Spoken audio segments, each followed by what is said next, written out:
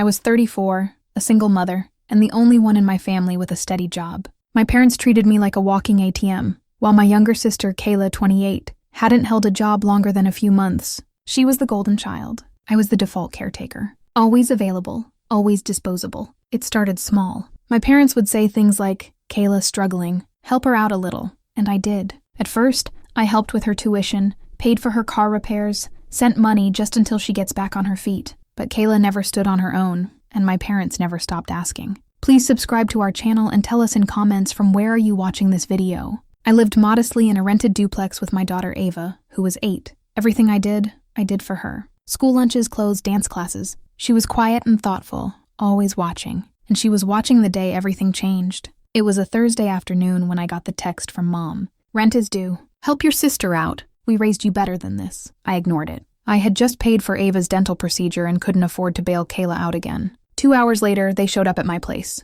No warning. Mom didn't knock. She banged on the door like a debt collector. Dad stood behind her with that smug look he always wore when he was about to lecture me. "Why aren't you answering our messages?" Mom snapped as I opened the door. "I've already told you. I can't pay Kayla's rent this month." "Oh, so your daughter's dentist bill is more important than your sister's roof," Dad said sarcastically, stepping inside without being invited. "I'm not responsible for her lifestyle," I said, standing my ground. "She had options. She chose not to work. Don't put that on me." That's when things escalated.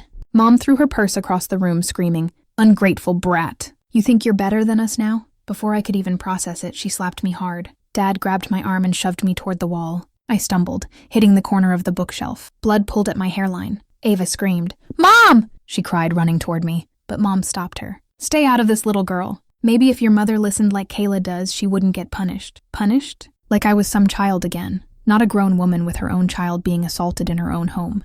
I stood up shaking. Ava was crying, her tiny hands trembling. She saw everything I had tried to shield her from for years. "You need to leave," I said through my teeth. "We'll leave when you transfer the money," Dad barked. "Until then, we'll stay and make sure you don't waste any more of it." They sat on my couch like they owned the place. My blood dripping onto the floor didn't matter. My daughter crying in the corner didn't matter. All they cared about was Kayla's rent. That night, I locked myself and Ava in my room. She lay beside me holding my hand. "Mom," she whispered, "why do Grandma and Grandpa hate you?" I didn't answer. I didn't have the words. But in that moment, something in me cracked, then shifted. The next morning, I drove Ava to school with sunglasses covering my swollen eye. Then I drove straight to the courthouse. My name wasn't on the lease, but I knew who owned the building. And I knew something they didn't. 2 years ago, I had been putting away everything I could. Every raise, every bonus, every freelance gig. I wasn't just saving. I was investing. And one of those investments was quietly buying the very house my parents lived in. The one I grew up in,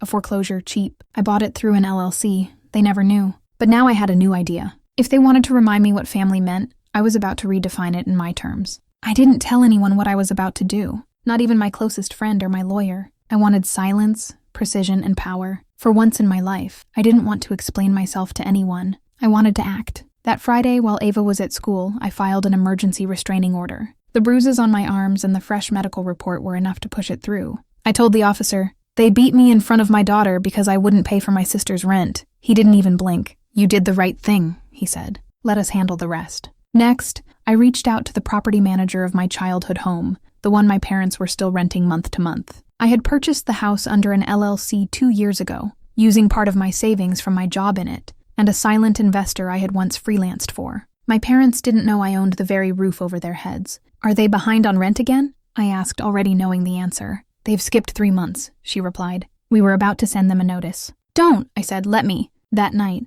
my parents had the audacity to text me. "Dad, you've embarrassed this family." "Mom, Ava needs to learn who the real villains are." "Dad, you'll regret choosing outsiders over your own sister." They didn't know I had already sent them a certified letter with a 30-day eviction notice, and they didn't know what was coming next. But Kayla did. A few days later, I bumped into her at the grocery store. She looked at me like I was dirt. "You're still playing the victim?" She scoffed, tossing expensive hair products into her cart. "You mean the victim of your freeloading?" I said calmly. "I'm not playing anything." "You're about to watch the stage crumble beneath your spotlight." She blinked, confused. "What are you talking about?" I didn't answer. Some people only learn by falling. The eviction letter arrived at my parents' house the next morning. Mom called me screaming through the phone. "How could you do this to us?" I answered without emotion.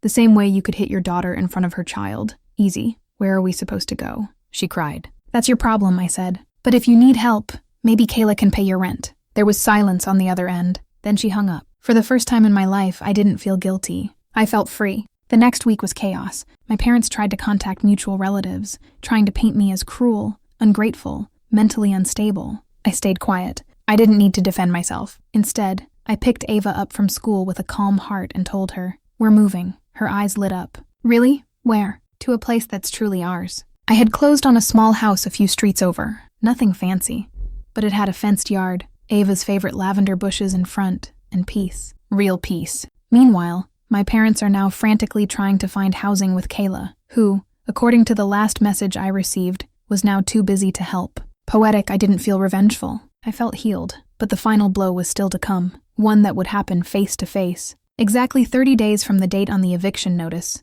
I stood across the street from the house I once called home. They had to be out by noon. The front yard was cluttered with plastic bags, half-broken furniture, and my mother's prized patio swing now rusted at the base. My father was pacing like a caged animal. Kayla wasn't there. Apparently she had flown out to Miami to clear her head. I crossed the street slowly, Ava holding my hand, her tiny fingers squeezing mine tighter the closer we got. She had a backpack over her shoulder with her sketch pad sticking out. I didn't plan for her to witness this, but she asked to come. She said, "I want to see what it looks like when people get what they deserve." The moment they saw me, my mother rushed forward. You can't be serious," she snapped, dragging a suitcase behind her. "We're your family. You're throwing us out like garbage." I looked at her without flinching. "I was garbage to you when I needed protection. When Ava needed protection, you hit me like I was nothing. And now you want sympathy." My dad stomped toward us. "You think money gives you power? You've become arrogant. You're just a tenant who bought herself a crown." "No, I said I became the landlord of my own life and yours." He reached for my arm, but this time I didn't freeze. I didn't cower. "Touch me again,"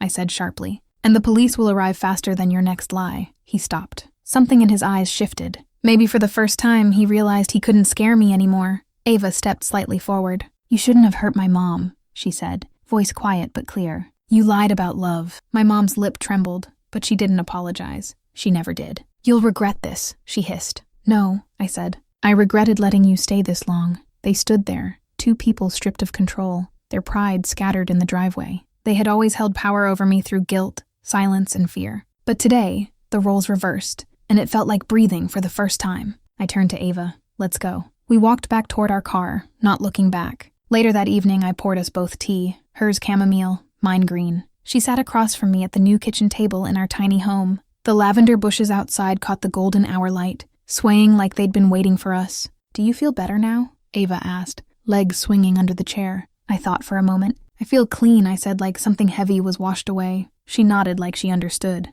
I had started therapy. Ava had started painting. We were slowly rebuilding not just a home, but a self-worth that had been stolen, splintered, and mocked. A few weeks later, I got a message from a distant cousin. My parents were now staying in a one-bedroom apartment above a closed nail salon. Kayla had ghosted them, leaving nothing but an angry voicemail and a drained Venmo account. No one was rushing to save them. They had burned every bridge. I never replied. Instead, I posted a picture of Ava holding her latest painting, a small house with 2 stick figures and the sun smiling overhead. The caption read, "We don't live in fear anymore," and we didn't. Please subscribe to our channel and tell us in comments from where are you watching this video.